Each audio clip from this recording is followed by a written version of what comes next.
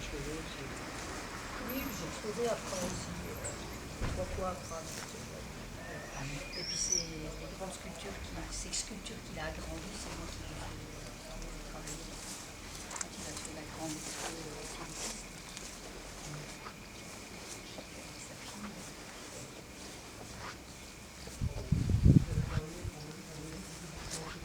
Oui. Moi, je descends pas.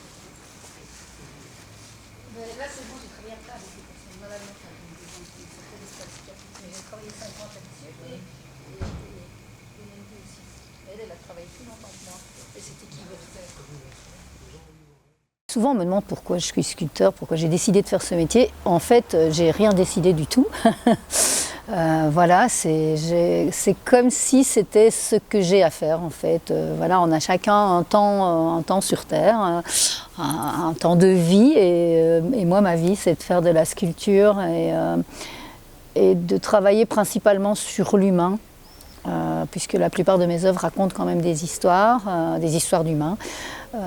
Des histoires de rencontres. J'ai beaucoup de pièces où il y a deux personnages, père et fils, le couple, mais souvent il y a des interactions entre plusieurs personnages. J'ai la tendance par contre au monumental, c'est-à-dire que voilà, il y a des contraintes techniques après, mais j'ai besoin de faire du grand.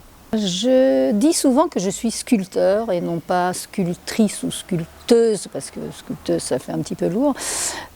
Donc je me définis en tant que sculpteur parmi les sculpteurs. Après, ce qui m'intéresse en sculpture, c'est l'humain, toujours. Et dans la vie aussi, c'est les rencontres, c'est aussi une sculpture qui est attachée à son temps, c'est-à-dire que je suis interpellée j'ai beaucoup travaillé sur le thème des migrants parce que c'est quelque chose qui m'a touchée de voir un bateau avec plein de gens debout, prêts à se renverser, et voilà, je suis touchée par ce qui se passe à Gaza et par ce qui se passe aussi près de chez moi. Voilà, donc du coup, il y a toujours, il y a dans presque toutes mes œuvres, il y a toujours quelque chose de rattaché à la vie.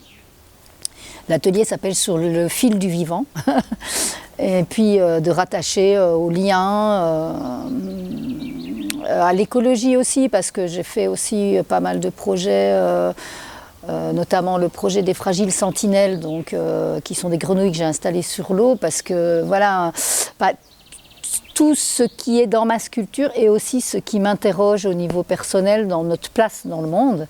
Et d'ailleurs, la pièce Réflexion qui va à Pharynx est vraiment aussi axée là-dessus, puisqu'il est assis sur un cube qui n'est pas quelque chose du tout de naturel. Un cube, c'est quelque chose de fabriqué par l'homme. Et il est là, il est penché, il porte un peu le poids du monde, et il se demande aussi un petit peu où est-ce qu'il va, quelle est sa place, et ce qu'il a un petit peu construit et qui le dépasse un petit peu aussi. J'ai toujours été intéressée par l'art et aussi intéressée par pas que l'esthétique, mais voilà, il y a des choses qui me touchaient, inhabituelles, notamment les sculptures. J'ai mis longtemps à me rendre compte de la première sculpture qui m'avait influencée, qui est une sculpture qui est en Belgique, qui est un cheval un peu période Picasso, comme ça, qui est prête à enjamber la Meuse, qui est une œuvre vraiment très très belle. Et je ne me suis pas rendu compte tout de suite que c'était ça qui m'amenait à la sculpture, et notamment à la sculpture monumentale, parce que c'est une sculpture monumentale. Et donc, quand j'étais plus jeune, j'ai été en cours du soir aux Beaux-Arts, à défaut d'avoir pu faire les Beaux-Arts. J'ai fait une formation de céramique, c'est ça qui m'a donné vraiment la facilité de travailler la terre, puisque c'est quand même mon matériau de prédilection. Je suis passée par l'école d'art de Chambéry les jours où il y avait un modèle, parce que le modèle vivant est quand même quelque chose d'un peu indispensable au départ pour que ça s'emboîte en quelque sorte. On peut avoir des bras cassés, etc. Même si après on déforme. Notamment moi je déforme beaucoup les mains, puisque les mains c'est pour moi ce qui va vers l'autre, c'est ce qui touche, c'est mes outils de travail. Enfin les mains sont très très importantes dans mon travail. Et donc je sculpte pratiquement tous les jours. Je ne fais pas beaucoup de sculptures parce qu'elles ne vont pas toutes à la cuisson. C'est-à-dire qu'il y a des pièces que je fais Et voilà, je repasse devant et après il me faut voilà, 1 mois ou 2 avant que je valide que je garde cette pièce. Donc je travaille la terre. Certaines pièces, je les ai donc pérennisées en bronze. Les très grandes pièces sont en résine, pour des raisons techniques de solidité, de taille, de transport, avec l'idée de les faire en bronze bien sûr.